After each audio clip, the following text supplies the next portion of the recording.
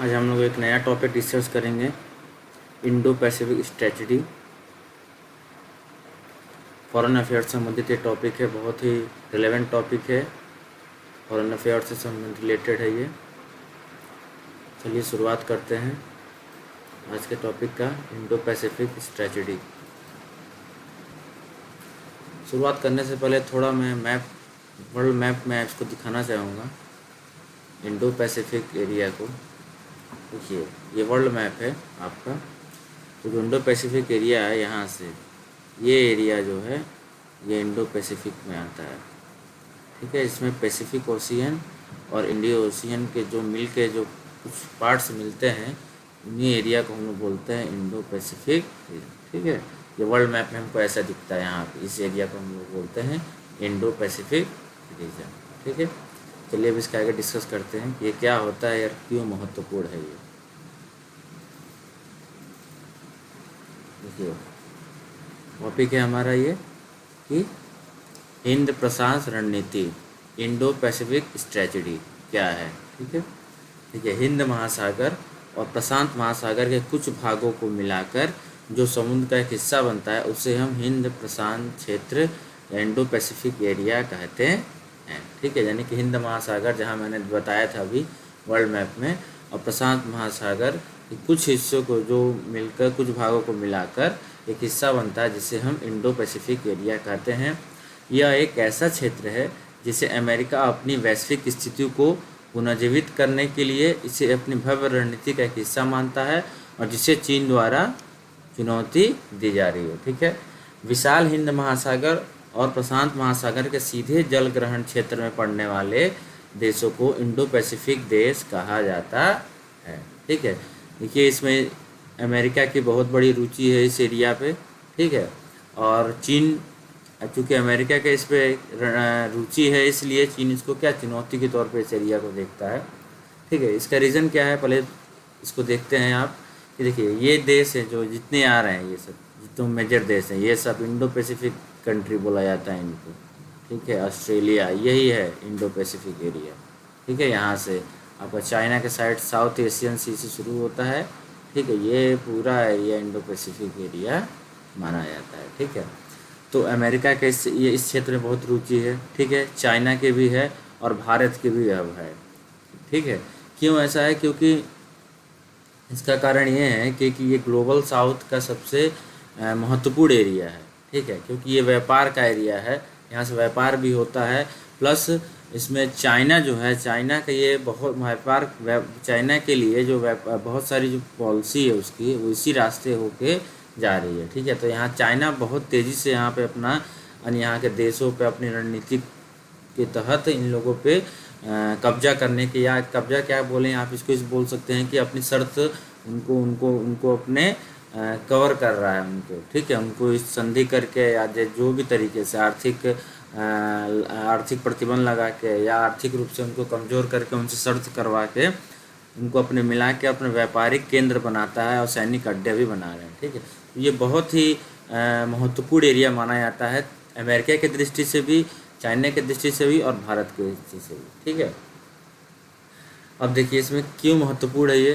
देखिए जो वर्तमान में इंडो पैसिफिक एरिया है, उसमें टोटल मान लीजिए कुल मिला के 38 देश शामिल है, जो विश्व के सतह क्षेत्र का 14% है। ठीक है, 44% है, और इसमें विश्व की कुल आबादी कितनी 65% रहती है। यानी आप अंदाज़ा लगा सकते हैं कितना महत्वपूर्ण है।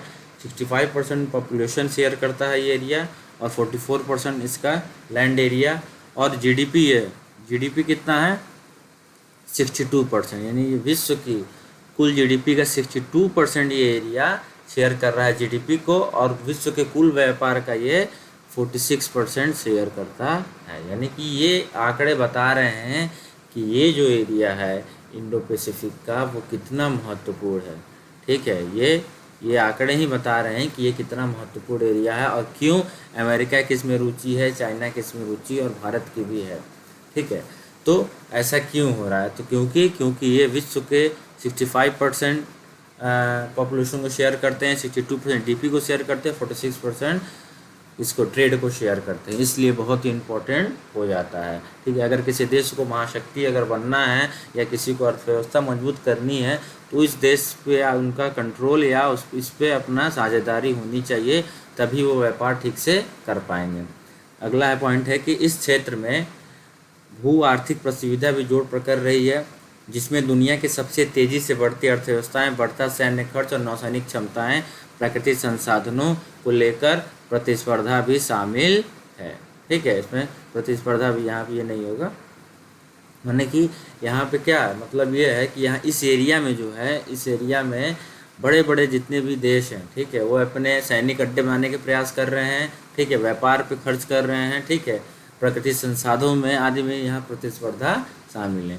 इस तरह देखें तो वैश्विक सुरक्षा और नई विश्व व्यवस्था की कुंजी भी हिंद प्रशांत के हाथ में ही है। जाहिर सी बात है, क्योंकि विश्व की इतनी महाशक्तियाँ का इन्वॉल्वमेंट इस एरिया में है, तो जाहिर सी बात है कि ये जो एरिया क्यों एक नई विश्व व्यवस्था के निर्माण में एक बहुत इम्पोर्टेंट रोल करता है। ठीक है, इसके अंतर्गत एक महत्वपूर्ण क्षेत्र दक्षिणी चीन सागर आता है और यह आसियान देशों तथा चीन के में लगातार विवाद का विषय रहा है। जाहिर सी बात है, मैंने बताया इस एरिया में ही क्या हो रहा है, इस एरिया में यहाँ पे एशियान के देश हैं, इंडोनेशिया, मलेशिया, थाईलैंड, ठीक है, म्यांमार, तो ये सब जो है देश हैं, फिलीपींस, ये सब आसियान कंट्रीज़ हैं। ठीक है, तो यहाँ पे दक्षिणी चीन सागर है आपका। ठीक है, यहाँ से चाइना से दक्षिणी चीन सागर, तो चीन हमेशा इन लोगों पे अपने व्यापारिक कार्यों का दबाव बनाता रहता है। ठीक है, इसीलिए ये अक्सर विवादित एरिया माना जाता है। इसीलिए अमेरिका की, क्योंकि पता है अगर इन कंट्रियों से चाइना का कब्जा हो गया, इन कंट्रियों से चाइना के अंडर में वो लोग आ गए, तो चाइना अपना व्यापार बहुत तेज़ी से कर लेगा। ठीक है, और फिर अमेरिका को इससे डर है, क्योंकि अमेरिका आने वाले समय में सर्वे ने बताया गया है कि अमेरिका, चाइना जो है अमेरिका से कुछ दिन में आगे निकल जाएगा, तो ये बहुत बड़ा खतरा है। और जब अमेरिका इस एरिया में अकेले हस्तक्षेप नहीं कर सकता, उसको भारत की ज़रूरत पड़ेगी। ठीक है ना, और भारत भी चीन को रोकने के लिए उसे अमेरिका की ज़रूरत पड़ेगी। तो म्यूचुअल दोनों की है, दोनों का, इसीलिए भारत और अमेरिका दोनों मिल के इस एरिया में अपने स्ट्रेटजी के तहत कार्य कर रहे हैं। ठीक है, अब अगला पढ़ते हैं। फिर दूसरा महत्वपूर्ण क्षेत्र है मलक्का। देखिए ये बहुत महत्वपूर्ण एरिया है, मलक्का जलमंडरू मध्य। ठीक है ना, ये बहुत महत्वपूर्ण है, यह रणनीतिक तथा व्यापारिक दृष्टि से बहुत महत्वपूर्ण है। इंडोनेशिया के पास स्थित ये एरिया, देखिए ये एरिया बहुत ही महत्वपूर्ण माना जाता है। ठीक है ना, ये जो एरिया है जो कि एकदम सिंगापुर और इंडोनेशिया के जस्ट ये निकलता है और सीधे भारत को जोड़ता है यहाँ से। ठीक है, क्यों महत्वपूर्ण है, क्योंकि ये एरिया जो आ रहा है ये आपका आ रहा है चाइना से, दक्षिणी चीन सागर से होते हुए।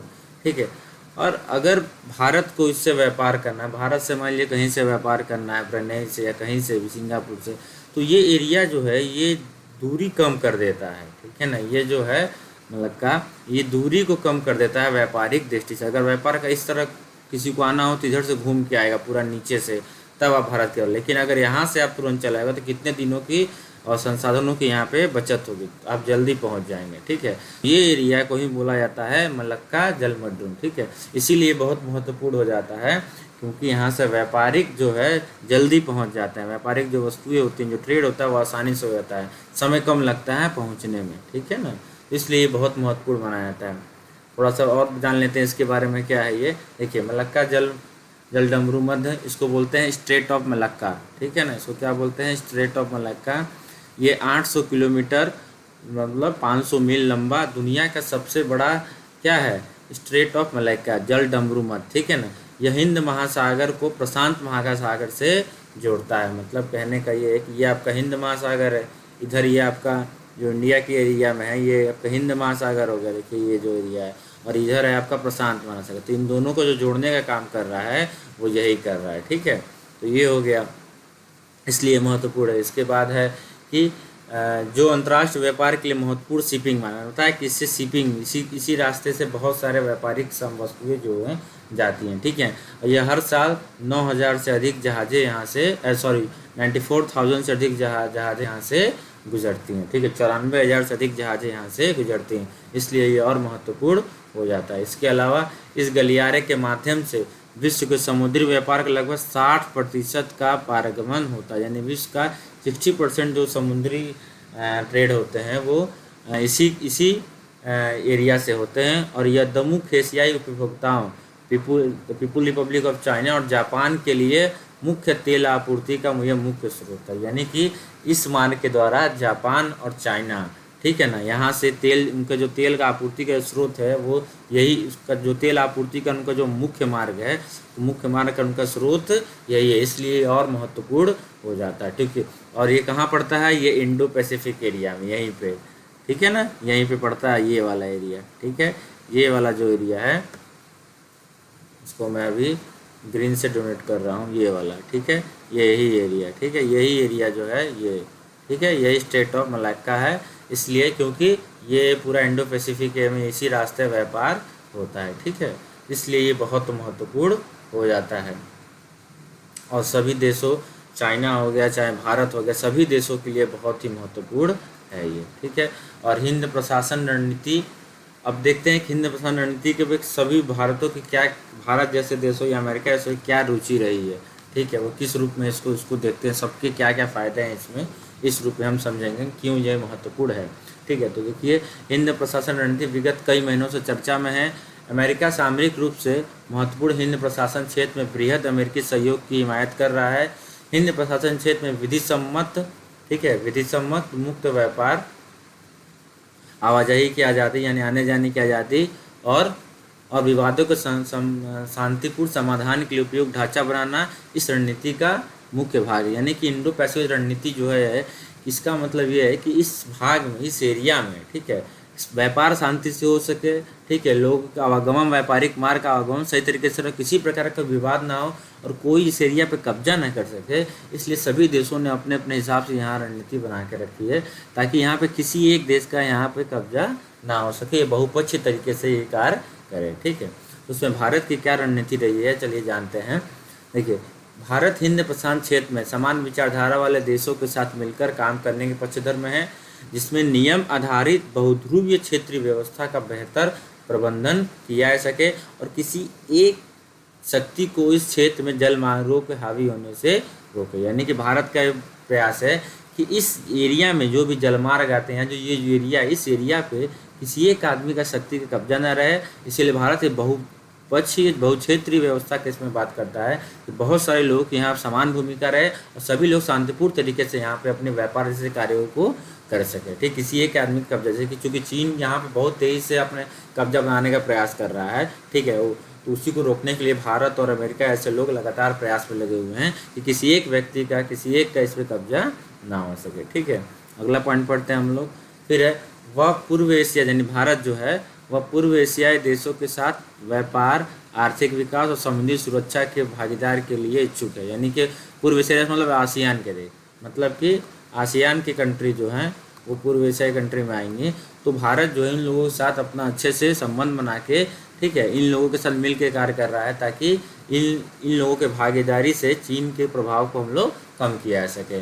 इसके अलावा विभिन्न देशों के साथ इस तरह के नौसैनिक अभ्यास भी भारत कर रहा है ताकि एक महत्वपूर्ण एक्टर के रूप में यहाँ पे भूमिका निभा, खिलाड़ी के रूप में भूमिका निभा सके। ठीक है, इसके अलावा भारत ने क्या किया, एक्ट ईस्ट पॉलिसी, ठीक है ना, एक्ट ईस्ट पॉलिसी के तहत पूर्वी एशिया के देशों में अपने प्रभाव का विस्तार करना चाहता है। यानी कि मैंने बताया पहले आई थी लुक ईस्ट पॉलिसी, जो आसियान देशों के साथ हमने आर्थिक संबंध किए थे, फिर उसी को मोदी सरकार में उसको किया गया act east policy. Act east policy में आपका ये 4C आता है, ठीक है, 4C आएगा, जिसमें आएगा कल्चर, कॉमर्स, ठीक है, कैपेसिटी बिल्डिंग, ठीक है, और इसमें एक और आएगा कि कॉपरेशन। ठीक है, ऐसे करके 4C है कि सब लोग मिल के कॉपरेशन नहीं, कनेक्टिविटी। ठीक है, तो कल्चर, कॉमर्स, कैपेसिटी बिल्डिंग और कनेक्टिविटी, ये 4C के तहत भारत आसियान देशों के साथ, जो आसियान कंट्री, इसमें वियतनाम, फिलीपींस, इंडोनेशिया, मलेशिया, ये लोग हैं, इन लोगों के साथ, थाईलैंड, इन लोगों के साथ मिलकर भारत क्या कर, एक्ट ईस्ट पॉलिसी के तहत कार्य कर रहा है। यानी कि सामाजिक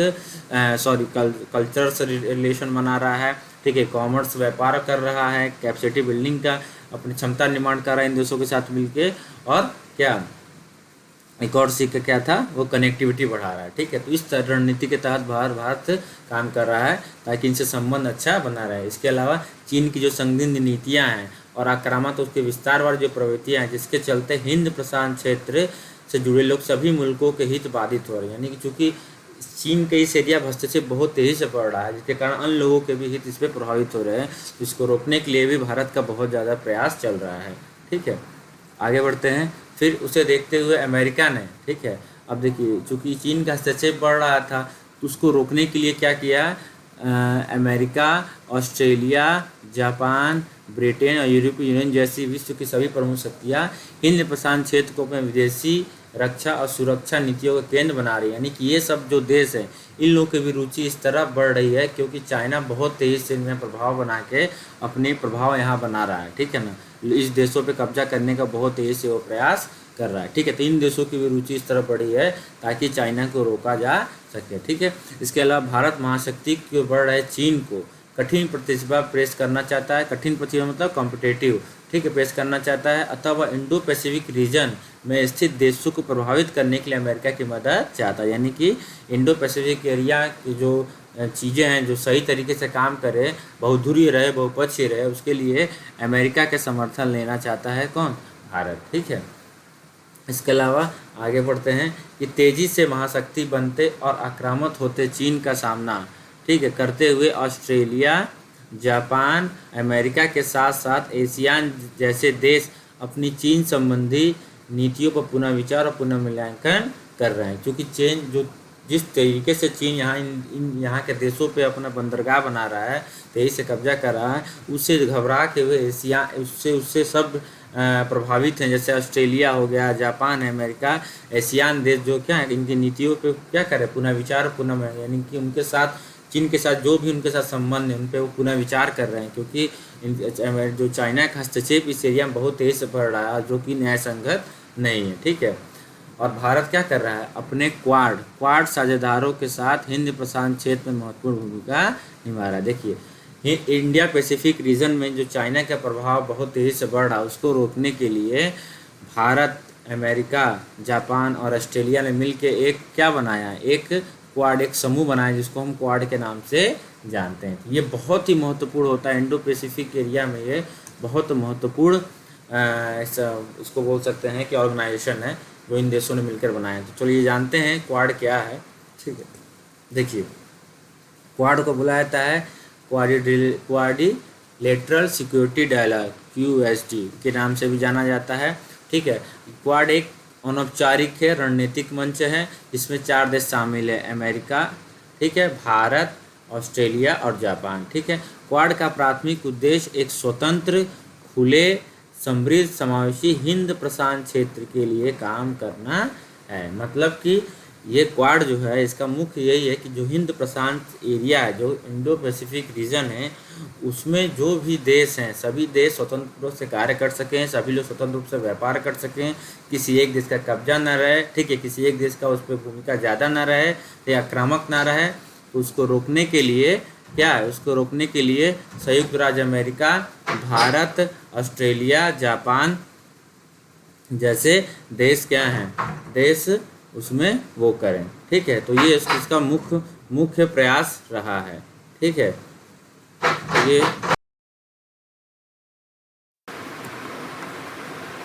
तो क्वाड सिक्योरिटी डायलॉग इसको हम लोग कहते हैं। तो इसका मुख्य उद्देश्य यही है कि यहाँ पे हिंद प्रशांत क्षेत्र में क्या करना है, उनको अच्छे से काम कर पाएँ, हिंद प्रशांत एरिया में सभी देश अच्छे तरीके से काम कर पाएँ।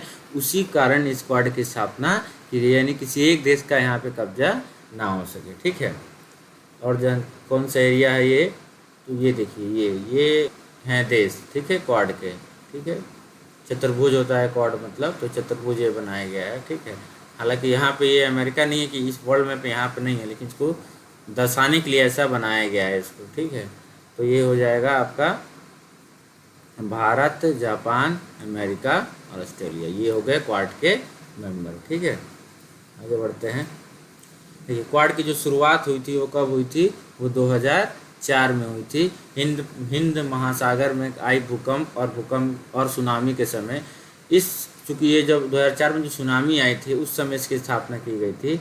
इस सुनामी ने भारत समेत कई देशों को नुकसान पहुंचाया और इसी समय भारत, अमेरिका, जापान, ऑस्ट्रेलिया साथ में आए थे। इस ग्रुप को सुनामी कोर ग्रुप उस समय माना जाता था। ठीक है, जिसमें राहत बचाव कार्य में अहम भूमिका निभाई थी। हालांकि उद्देश्य पूरा होने के बाद यह समूह क्या बिखर गया था उस समय, ठीक है। फिर क्वाड को बनाने का सबसे पहला विचार जापान ने दिया था 2007 में। जापान के तत्कालीन जो पीएम थे, प्रधानमंत्री शिंजो आबे ने पहल तो की, लेकिन ऑस्ट्रेलिया के समर्थन ना मिलने पर यह गठजोड़ नहीं हो पाया। यानी कि सर्वप्रथम जापान ने इसकी पहल की थी यहाँ पे, लेकिन ऑस्ट्रेलिया उस समय चीन के दबाव में आने के कारण उसमें क्या समूह को नहीं बनने दिया, ठीक है। समूह से वो दूर रहना क्या प्रयास कर रहा था, ठीक है। लेकिन 2017 में जब हिंद प्रशांत क्षेत्र में क्या हुआ, जब 2017 में हिंद प्रशांत क्षेत्र में चीन की बढ़ती हुई गतिविधियों को देखते हुए ऑस्ट्रेलिया ने अपना विचार बदला और क्वाड को अस्तित्व में फिर आया। 2017 में पुनः क्या हुआ, क्वाड अस्तित्व में आया। क्यों? क्योंकि चीन की जो गतिविधियां बहुत तेज़ी से यहाँ पे इंडो पैसिफिक एरिया में बढ़ रही थी, जिसके कारण ऑस्ट्रेलिया को इस समूह के लिए विचार बनाया कि समूह ये बनना चाहिए, और तब जाके 2017 में क्या बना, क्वाड की पुनः स्थापना होती है, ठीक है। चीन की विस्तारवादी नीति से होकर हर कोई वाकिफ है, चीन हिंद प्रशांत क्षेत्र में भी अपना वर्चस्व चाहता है और क्वाड इसी पर नकेल के तौर पर देखा जाता है, यानी कि इसको रोकने के तौर पे इसी जो चीन चाहता है कि हिंद प्रशांत क्षेत्र में उसका वर्चस्व है, उसको रोकने के लिए ही क्वाड अस्तित्व में आया। नहीं, भारत, जापान, अमेरिका और ऑस्ट्रेलिया मिलकर चीन को रोकने का प्रयास कर रहे हैं। हिंद प्रशांत क्षेत्र में अमेरिका के दखल पर चीन हमेशा से आग बबूला रहा है और इस समूह को क्या कह रहा है, एशियाई नाटो का संज्ञा देता है। यानी कि जो क्वाड है, क्वाड को चीन और रूस क्वाड की बहुत आलोचना करते हैं, उसको क्या बोलते हैं, वो एशियाई नाटो बोलते हैं। चीन तो इसको एशियाई नाटो बोलता है, ठीक है ना, किसको, क्वाड को, क्योंकि उसको पता है क्वाड उसके लिए बहुत बड़ा खतरा है। उसकी जो वर्चस्व बनाना चाहता है वो इंडो पैसिफिक एरिया में, हिंद प्रशांत क्षेत्र में, उस एरिया में सबसे बड़ी अगर कोई बाधा है तो वो कौन है, वो है ये क्वाड, ठीक है। तो क्वाड को क्या बोलता है, एशियाई नाटो के रूप में बताता है, ठीक है। अब देखिए, अब अमेरिका के क्या विचार हैं इस इंडो पैसिफिक रणनीति के ऊपर। तो हिंद प्रशांत रणनीति का प्रमुख हितधारक अमेरिका भी है, जैसा मैंने पहले बताया। यही कारण है कि उसने एशिया उपमहाद्वीप में उद्देश्यों की प्राप्ति के लिए पैसिफिक कमांड स्ट्रेटजी को छोड़कर बदलकर इंडो पैसिफिक स्ट्रेटजी इसका नाम, यानी पहले इसको अमेरिका किस रणनीति के तहत यहाँ काम करता था, तो यहाँ पहले अमेरिका काम करता था पैसिफिक कमांड स्ट्रेटजी के तहत, ठीक है ना, यानी कि कंट्रोल करने की नीति पैसिफिक पे। लेकिन अब क्या कर रहा है वो, इंडो पैसिफिक स्ट्रेटजी का इसको नया नाम दिया है कि इंडो पैसिफिक, यानी कि भारत देशों के साथ मिलकर वो क्या करेगा, इस पर कंट्रोल करना चाहेगा, ठीक है। फिर अमेरिका एशियाई क्षेत्रों के देशों पर अपना प्रभुत्व और प्रभाव प्रदर्शित करना चाहता है और साथ ही वह चीन की तेजी के साथ विश्व महाशक्ति के रूप में भरने को काउंटर करना चाहता है। देखिए, इस क्वाड के माध्यम से या इंडो पैसिफिक एरिया में वो क्या अपनी रुचि दिखा के वो क्या कर रहा है, वो एशियाई क्षेत्रों पर अपना प्रभाव दिखा रहा है।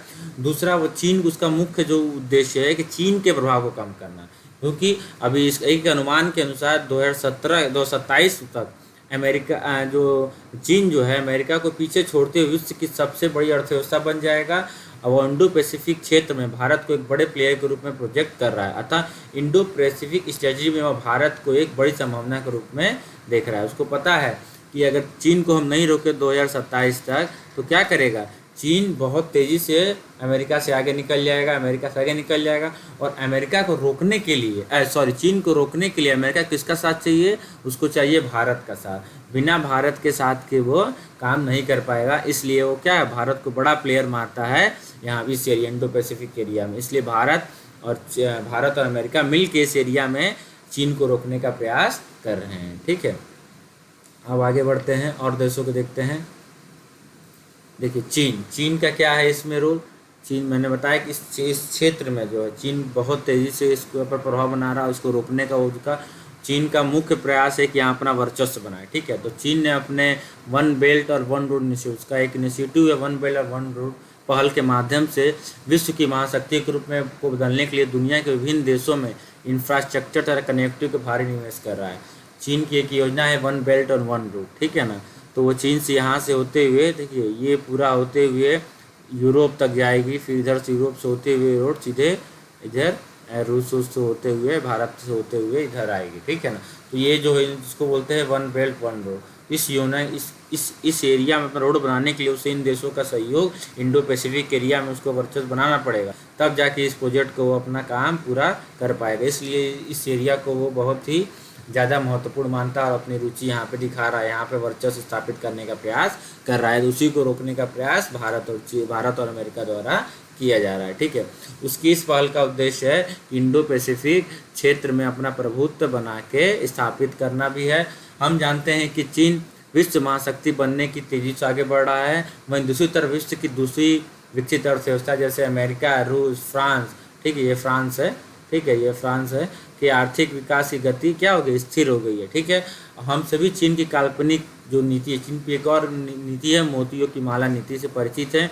इस नीति के जरिए वह भारत को घेरने की रणनीति पर भी काम कर रहा है तथा इंडो पैसिफिक पर उपस्थित दर्शा रहा है, यानी कि मोतियों की माला। ठीक है, एक उसकी नीति अभी बता रहे हैं आगे कैसे है। इस पॉलिसी के तहत उसने क्या किया है, चीन ने पाकिस्तान के गवादर पोर्ट को प्रमुख हितधारक है और हाल ही में श्रीलंका सरकार के हम्बनटोटा पोर्ट को चीन को हाथों बेच दिया है। श्रीलंका ने उसका जो हम्बनटोटा बंदरगाह है उसको चीन के हाथों बेच दिया है और चीन पाकिस्तान के गवादर पोर्ट का भी प्रमुख हितधारक है। यानी कि ये मोतियों की माला जो प्रोजेक्ट है वो उसको पूरा करने के लिए गवादर पोर्ट और हम्बनटोटा पोर्ट को उसने अपने कब्जे में लिया है। ठीक है, अब ये है क्या, देखिए ये है, ये इसी को बोलते हैं चाइना स्ट्रिंग पिल्स। चाइना जो स्ट्रिंग पिल्स है वो यही है। ठीक है, यानी हिंदी में बोलते हैं मोतियों की माला। तो ये जहाँ से उठेगा यहाँ से आएगी, एक तरह से मोतियों की माला मतलब घेरने का प्रयास। ठीक है ना, चीन माला बना रहा है कैसे, इस तरह होते हुए श्रीलंका का ये हो गया हम्बनटोटा, ठीक है, फिर यहाँ पाकिस्तान का गवादर और फिर इस तरह होते हुए इस आप देख रहे हैं एक पूरा माला के रूप में भारत को इसने घेरने का प्रयास कर रहा है। ठीक है, अगर ये भारत को इस तरह घेर लेगा तो पूरा कब्जा इंडो पैसिफिक एरिया में उसका हो जाएगा। तो भारत इसको अपना बहुत बड़ा चुनौती मांगता है इस परियोजना को। इसी परियोजना के तहत यहाँ सीपेक की बात होती है, चाइना पैक इकोनॉमिक कॉरिडोर, जिसमें क्या है, जिसमें भारत ने सहमति नहीं जताई है क्योंकि ये पीओके शो का रास्ता जाता है, क्योंकि पीओके भारत का हिस्सा, भारत जो है पीओके का अपना हिस्सा मानता है, इसलिए उसने इस पर साइन नहीं किया है। ठीक है ना, तो ये जो मोतियों की माला है कि जो योजना है भारत जैसे या इंडो पैसिफिक एरिया के देशों को अपना प्रभुत्व स्थापित करने, इसलिए वो श्रीलंका को, ठीक है, पाकिस्तान को अपने कब्जे में लेकर उनसे संधि करके ये दोनों पोर्ट खरीद लिया है, तो अपना कब्जा उस पर कर लिया है। ठीक है, तो इस तरह घेरने का प्रयास वो कर रहा है मोतियों की माला जो उनकी योजना के तहत भारत को। ठीक है, ये बढ़ते हैं। इस प्रकार चीन मोतियों की माला की नीति के तहत हिंद प्रशांत क्षेत्र को चारों तरफ से घेर रहा है और अपना प्रभुत्व कायम कर रहा है, अतः भारत को चीन से सावधान रहने की जरूरत है। ठीक है, यानी किसी कारण भारत क्या कर रहा है, उसको रणनीति को सफल नहीं होने देना चाह रहा है, चीन का प्रभुत्व इस एरिया में नहीं बढ़ाने देना चाह रहा है। इसलिए भारत हो गया, अमेरिका, जापान, ऑस्ट्रेलिया इनके क्वाड बनाए हैं ताकि इसको रोक सके। ठीक है, निष्कर्षतः ये कह सकते हैं कि इंडो पैसिफिक क्षेत्र आर्थिक और रणनीतिक रूप से वैश्विक महत्व के केंद्र के रूप में उभर रहा है। यदि इस क्षेत्र के हितधारक खुले नियम आधारित व्यवस्था को मजबूत करने के लिए कार्य नहीं करते हैं तो सुरक्षा की स्थिति बिगड़ी रहेगी, जिसका प्रभाव दुनिया भर में पड़ना संभव है। एशियान जैसे समूहों को सामूहिक रूप से चीन से संपर्क स्थापित करना होगा। चीन की आक्रामकता और ऋण जाल कूटनीति जो संप्रभुता को प्रभावित करती है, भारतीय कूटनीति की परीक्षा ले रही है। ठीक है, और वर्तमान में जापान, भारत, अमेरिका, ऑस्ट्रेलिया के बीच सुरक्षा सहयोग तेजी से बढ़ रहा है और संपूर्ण इंडो पैसिफिक क्षेत्र में समृद्धि और स्थिरता सुनिश्चित करने के लिए इस सहयोग को आगे बढ़ाने का समय आ गया है। मतलब ये है कि जो वो एरिया है उस एरिया को अगर सही से आप खुले या स्वतंत्र रूप से नहीं रखा गया तो सुरक्षा की स्थिति बिगड़ जाएगी। किसी एक भी देश का वहाँ प्रभुत्व अगर स्थापित हो जाएगा तो वहाँ की स्थिति पूरी तरह बिगड़ जाएगी और सभी देश इससे प्रभावित होंगे। इसलिए अमेरिका, भारत, जापान, ऑस्ट्रेलिया मिल के और एशियान के देशों के साथ मिल के चीन की आक्रामकता को हमको रोकने का प्रयास कर रहे हैं ताकि चीन वहाँ पे बहुत ज़्यादा प्रभावशील ना हो पाए, क्योंकि एक बार चीन प्रभावशील अगर हो जाता है तो फिर वहाँ पे उसका पूरा वर्चस्व स्थापित हो जाएगा। इसलिए आसियान के देशों के साथ भारत संबंध बना रहा है, क्वाड के तहत अपना काम कर रहा है। ठीक है, और ग्लोबल साउथ के देशों की आवाज़ उठा के वहाँ पर अपनी रणनीति के तहत चीन के प्रभाव को कम करने का प्रयास भारत के द्वारा किया रहा है। इसीलिए जब भी हाल ही में जो G20 समिट हुआ था 2023 में, G20 समिट हुआ था, उसमें भारत ने एक नई योजना रखी थी, उस G20 के तहत पास कराया, India middle east Europe economic corridor, जो चीन की जो वन बेल्ट वन रोड थी, योजना थी ना चीन की वन बेल्ट वन, जो मैंने अभी पहले बताया था, ठीक है, ये वाली योजना, ठीक है, इसी को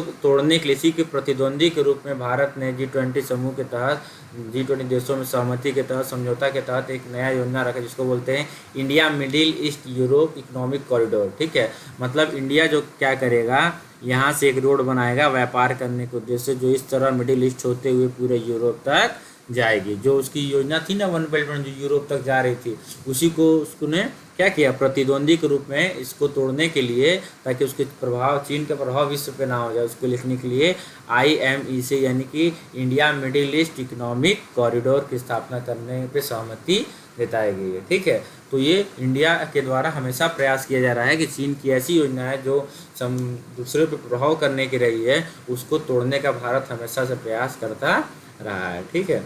इसके अलावा अभी हाल ही में संयुक्त राष्ट्र संघ में हमारे जो भारत के राजदूत हैं, उन्होंने जो 79वीं सभा जो चल रही है, ये जो महासभा का जो बैठक चल रहा है, उसमें वे लोग भारत की रणनीति, भारत ने शुरू की है ग्लोबल साउथ को ऋण मुक्त बनाने की बड़ी पहल। चीन इससे क्या है, परेशान हो गया है चीन। मतलब कि अभी पिछले साल ही जो नई दिल्ली में G20 शिखर सम्मेलन में अफ्रीका संघ को स्थायी सदस्यता के दिलाने में सफल होने के बाद भारत को काफ़ी कद बढ़ गया है, क्योंकि भारत ने G20 में जब से अफ्रीका संघ को उसमें सम्मिलित कराया है G20 में, तो भारत का एक अलग ही कद बढ़ गया है, जिससे क्या हो रहा है, ग्लोबल साउथ देश अब दुनिया में सबसे ज़्यादा भरोसा भारत पे ही करते हैं। क्यों? क्योंकि भारत ने उन लोगों को, जो कमज़ोर देशों को साथ लेने की बात करता है, सबकी भागीदारी की भारत करता है, इसलिए ग्लोबल साउथ के जो एरिया के जो देश हैं, वो सबसे ज़्यादा आज के डेट में विश्वास किस पे कर रहे हैं, वो भारत पे कर रहे हैं। एक तरफ से भारत अब ग्लोबल साउथ की आवाज़ बन चुका है, लिहाजा भारत ने ग्लोबल साउथ के ऋण स्थिरता को सुनिश्चित करने और उसे ऋण जाल से बचाने के लिए अंतर्राष्ट्रीय वित्तीय संरचना में सुधार की खातिर ठोस प्रयास का आह्वान किया, जो कई संकटों से प्रभावित है। मतलब कि चीन की जो नीति है कि ऋण दे के अपना काम करवाना, अपने कब्जा कराना, उस रणनीति को तोड़ने के द्वारा भारत की प्रयास शुरू की गई है, ठीक है ना। अभी जो महासभा की बैठक हमारी चल रही है, उसमें अब हमारे चीन के जो राजदूत हैं, उन्होंने इस प्रश्न को वहाँ पे उठाया है कि जो चीन जो क्या कर रहा है, जो ग्लोबल साउथ में ऋण देकर लोगों पर अपना कब्जा या प्रभुत्व स्थापित करने के प्रयास कर रहा है, उसको भारत ने चुनौती देते हुए बोला है कि वित्तीय संरचना में हमें क्या करना चाहिए, सुधार करना चाहिए, कुछ बदलाव देना चाहिए, जिससे कि कोई ऐसा इंसान जो ऋण दे के दूसरे देश शर्तों ना मनवा सके। ऐसी कोई पॉलिसी बनाना चाहिए कि कोई भी देश अगर दूसरे को ऋण देता है तो उससे कोई भी काम या मनचाहा कोई काम ना करा रहे, ठीक है। भारत ने इस सवाल में सबसे बड़ा झटका चीन को लगा है, क्योंकि चीन एशिया से लेकर अफ्रीका देशों तक कर्ज के जाल में फंसाने का सबसे बड़ा माहिर खिलाड़ी माना जाता है। जाहिर सी बात है कि जैसे श्रीलंका को उसने फंसाया, पाकिस्तान को फंसाया है, ठीक है, कि कर्ज दे के उसको फंसाने का वो काम का सबसे माहिर है वो। मगर अब ग्लोबल साउथ के देशों में भारत के प्रति भरोसा बढ़ने से उसके होश क्या हो रहे हैं, उड़ रहे हैं। जब से भारत, ग्लोबल साउथ के जो देश हैं, वो भारत पर जब विश्वास जैसे जैसे उनका बढ़ता जा रहा है, चीन को सबसे बड़ी परेशानी उनसे होती जा रही है, ठीक है। इसलिए संयुक्त राष्ट्र में भारत के स्थायी प्रतिनिधि राजदूत P. हरीश ने अनिश्चित दुनिया में लचीलापन और विकास को बढ़ावा देने विषय पर संयुक्त राष्ट्र के महासभा के 1999वें सत्र को संबोधित करते हुए कह रहे थे। उन्होंने इस ओर ध्यान आकर्षित किया कि किस प्रकार विकास लाभ से पटरी से उतर गया है, जिससे सतत विकास क्या हो रहा है, खतरे में है। किस प्रकार विकास बाधित हो गया, सतत विकास का जो लक्ष्य है वो हमारे खतरे में पड़ गया है, ठीक है। तो इसको रोकने के लिए क्या कर रहा है भारत, ग्लोबल साउथ की आवाज़ को संयुक्त राष्ट्र महासभा तक पहुँचाने का प्रयास कर रहा है। देखिए भारत ने क्या बोला है कि ग्लोबल साउथ को कर्ज के जाल से जाल में फंसाना लक्ष्य है। क्या बोला है कि भारत का लक्ष्य ग्लोबल साउथ को कर्ज के जाल में फंसाना लक्ष्य है, ये चीन का लक्ष्य है, ठीक है। तो भारत का क्या है कि भारत का लक्ष्य ग्लोबल साउथ को कर्ज के नए जाल में फंसने से बचाना और उन देशों में स्थिरता लाने फोकस करना है, ठीक है। मतलब भारत के इस समय लक्ष्य है कि जो चीन ये कर रहा है कि जो कर्ज के जाल में फंसा के अपनी शर्तें मनवा लेता है, उसको भारत ग्लोबल साउथ के देशों को रोकने के लिए, ताकि वो कर्ज में ना फंसे, भारत का सबसे बड़ा इस समय लक्ष्य है, ठीक है। इसलिए P. हरीश ने कहा है कि ऋण स्थिरता सुनिश्चित करने और ऋण जाल को रोकने के लिए और किफ़ायती वित्त तक पहुंच मुहैया कराने और वैश्विक व्यापार और निवेश प्रवाह में असमानताओं को दूर करने के लिए अंतर्राष्ट्रीय वित्तीय संरचना में सुधार की खातिर ठोस वैश्विक प्रयास की जरूरत है। और हरीश ने संवेदनशील लोगों के मुद्दों पर ध्यान करने की आवश्यकता पर जोर देते हुए किसी को भी पीछे नहीं छोड़ा जाना चाहिए पे बात करी। मतलब कि सभी देशों को प्रभावित होना चाहिए और हमें ये जो कर्ज का जो चीन कर्ज की स्ट्रेटजी के तहत अपने जो काम कर रहा है उसको रोकने के लिए हमें अंतर्राष्ट्रीय वित्तीय संरचना में सुधार करनी पड़ेगी, ताकि चीन जो ऋण दे के लोगों पर देशों पर प्रभावशील हो रहा है उसको हम लोग रोका जा सके। ठीक है, तो ये भारत अभी हाल ही में इस पे चैलेंजेस के रूप में चीन को रोकने का प्रयास कर रहा है। यानी कि इंडो पैसिफिक एरिया के जो भी देश हैं जिनको चाइना कर्ज दे के अपने तरफ आकर्षित करता है, उनको अपने जाल में फंसा लेता है, उसको भारत बहुत तेज़ी से रोकने का प्रयास कर रहा है। न सिर्फ भारत जबकि अमेरिका की भी इसकी भूमिका बहुत तेज़ी से बढ़ रही है। ठीक है, तो ये जो आज हमने जो पढ़ा है वो इंडो पैसिफिक जो जोन पढ़ा है वो बहुत ही महत्वपूर्ण है और बिल्कुल फॉरेन अफेयर का सबसे करेंट इशूज़ में सब माना जाता है, क्योंकि इसमें जो चीन जिस तेज़ी से यहाँ पर अपना योजना के माध्यम से लोगों पर कंट्रोल करता जा रहा है, वो इस एरिया में इस एरिया के देशों के लिए बहुत बड़ा संप्रभुता के लिए बहुत बड़ा खतरा है कि जिस प्रकार से चीन हस्तक्षेप कर रहा है उनको सॉवरेनिटी के लिए चैलेंजेस है।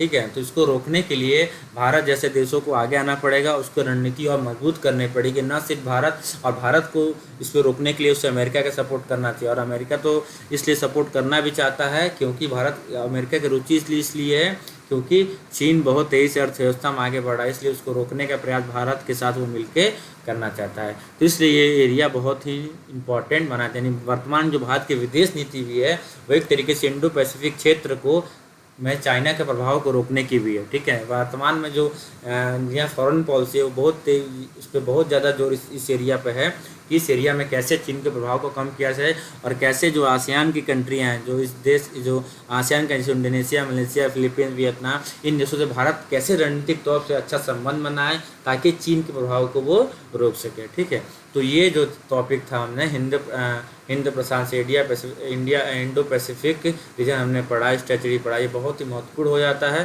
ठीक है, और इसमें चीन के प्रभाव को रोकना बहुत ही ज़्यादा जरूरी है, नहीं तो आने वाले समय में चीन इस पर जैसे किस प्रकार उसने श्रीलंका में किया, पाकिस्तान में किया, उस प्रकार उन देशों से कर सकता है। इसलिए भारत ग्लोबल साउथ की अन्य देशों की आवाज़ उठाने का प्रयास कर रहा है ताकि जो चीन की जो स्ट्रेटजी है वो अभी जो मैंने बताया अभी लेटेस्ट कि अभी हाल ही में 2 दिन पहले जो संयुक्त राष्ट्र सभा में हमारे जो राजदूत थे उन्होंने जो कर्ज जो कर्ज देने के रणनीति तक जो काम कर रहा है वो उसको रोकने को प्रयास करते हुए भारत ने संयुक्त राष्ट्र महासभा में आवाज़ उठाई है ताकि कर्ज देने जो भारत की विश्व की जो वित्तीय संरचना इसमें सुधार किया सके और जो कर्ज देने की जो पॉलिसी उसमें चेंज किया सके ताकि कोई देश किसी पे कर्ज दे के उस पर अपने शर्तें ना थोपे ताकि उसको रोका। इसका मुख्य उद्देश्य यही है कि चीन का प्रभाव इस एरिया में रोका जा